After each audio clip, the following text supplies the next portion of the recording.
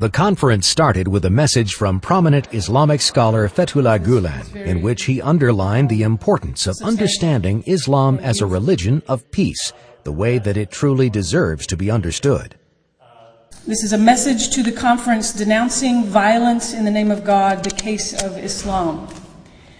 That Islam does not ever condone violence, and that Islam indeed proposes solutions to this problem of humanity.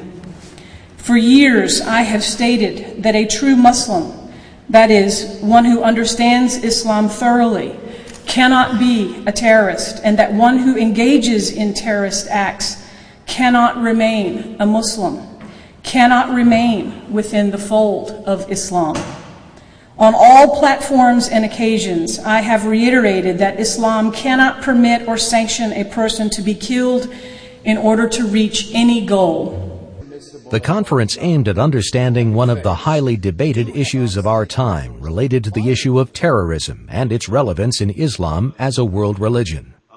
One of the main questions that the speakers explored was the supposed link between terrorism and Islam, as it has been a pervasive topic in the Western media. With a very strong dominance of the Arab culture. At which point then, you see, what became more important was struggle over the methodology.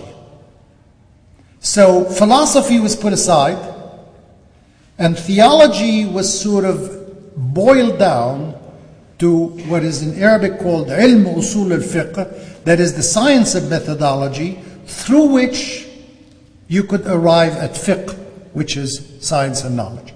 You could not reach fiqh unless you went through ilm usul al-fiqh. You could not do it without going through the methodology.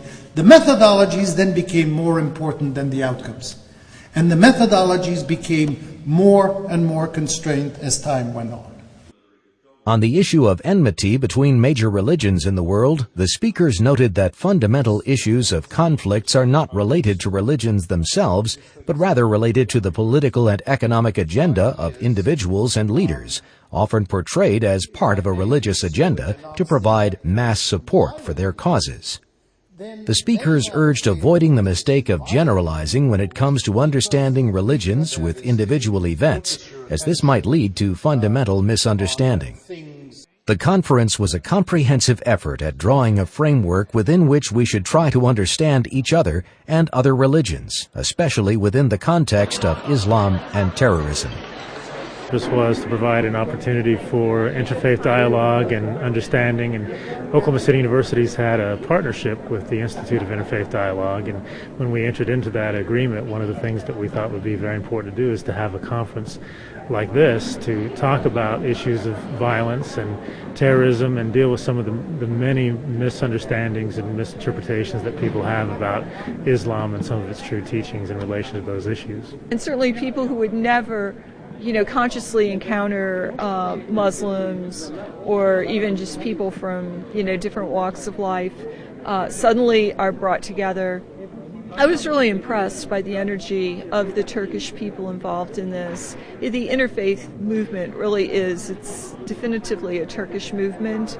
And of course, Turkey is that bridge between Europe and the Middle East.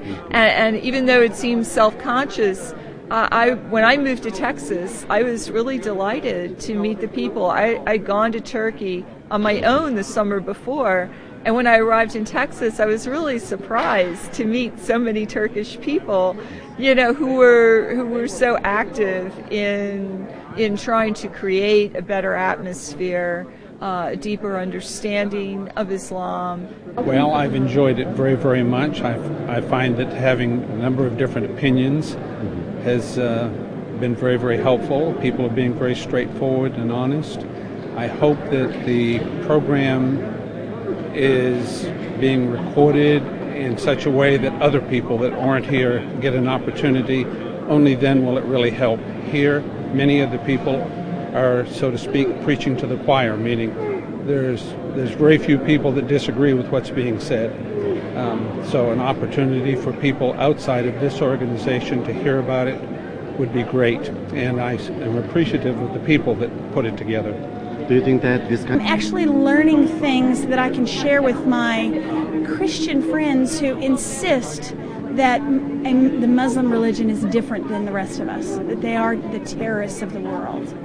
And they're just not. They're more peaceful, I think, than a lot of the Christian things that are going on. Non-state actors to comply with these rules, then they have a greater interest in violating the rules because it